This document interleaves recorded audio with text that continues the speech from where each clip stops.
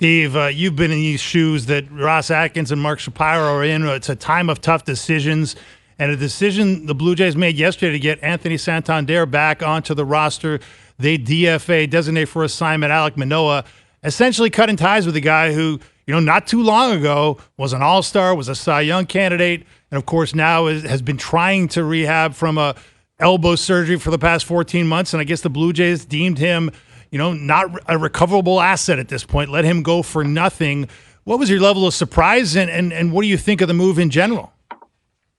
So, I think that part of the question is, would he have been a candidate that they would have non-tendered this offseason?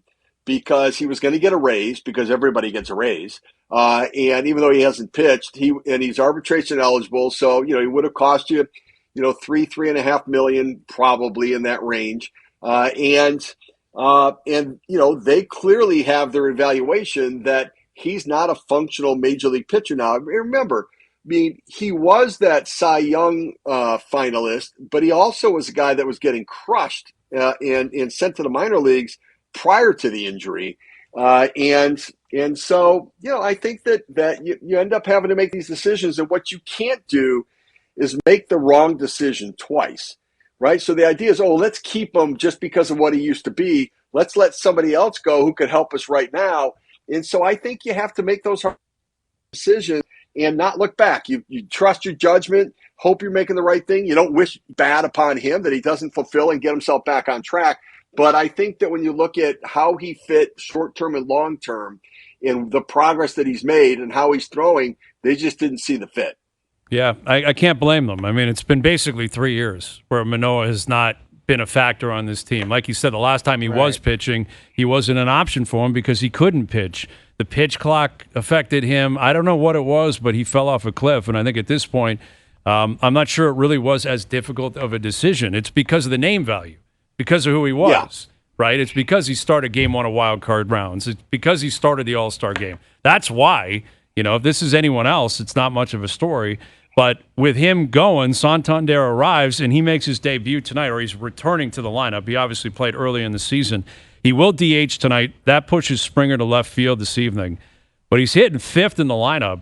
Are you surprised that, where he is in the lineup tonight, and what does he have to do over the final 5 games for you to be comfortable with him being a part of the playoff roster?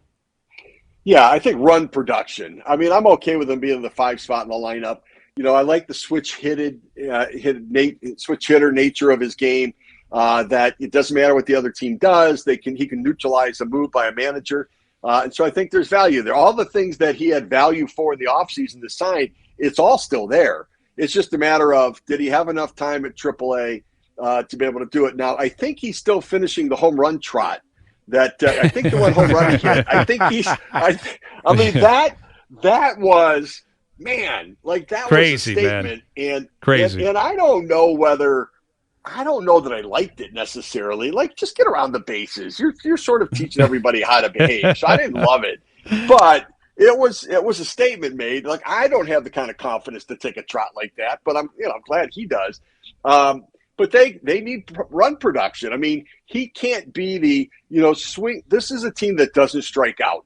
The Blue Jays, they don't strike out. And so he can't be that guy in a rally that's a strike 3 swing and a miss, because those are rally stoppers, right? Putting the ball in play, moving the runners, getting action, that keeps things going a little bit. And so we'll see. We'll see if his timing's right. We'll see if his balance is right. And we'll see in big situations if he can slow that heartbeat down to be able to produce. Yeah, 41 seconds, I think, is what it got clocked at. Yeah. Like, and who was that directed at, Steve? Was that at the Jays because he was still in Buffalo? Was that at, like, other, people in AAA? Who was he directing that trot at? I don't know. Like, of course you're still in AAA. Like, it took you forever to get back and come back. And here's the other thing. If you don't like it, play better. Like, you didn't play all that great before. So if it's me, I want to make sure your timing's right, because it didn't look right before you got hurt. So we want to make sure that when you do come back, you can be a threat for us, especially since we've already clinched a playoff spot. So that's my mindset with it. And so, I don't know. I don't know whether he's like, I wouldn't mind if he hit a home run in the big leagues and took that much time, just because I think it would be sort of a statement that I'm back. But yeah, it seemed out of character because he's actually a really good guy. And so I don't know. It had some intent in some way, but I couldn't know who would benefit from a message that was sent that way. It doesn't make sense.